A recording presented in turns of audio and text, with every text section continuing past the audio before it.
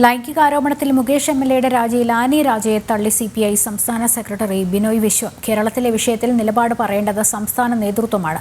CPI തങ്ങളുടെ നിലപാട് വ്യക്തമാക്കിയിട്ടുണ്ട്. CPM-ഉം CPI-യും തമ്മിൽ തർക്കമില്ലെന്നും മാധ്യമങ്ങൾ എഴുതാപ്പുറം വായിക്കേണ്ടെന്നും ബിനോയ് വിശ്വം ആലപ്പുഴയിൽ പറഞ്ഞു. CPIക്ക് നല്ലവണ്ണം അറിയാം. CPI അതെല്ലാം പറഞ്ഞു കഴിഞ്ഞിട്ടുണ്ട്. അതിനകത്തൊന്നും വേറെ ആശയക്കുഴപ്പങ്ങളൊന്നുമില്ല. നിങ്ങളറിയേണ്ട കാര്യം, ഇത്തരം വിഷയങ്ങളിലൊക്കെ നിലപാടുള്ള പാർട്ടിയാണ് CPI.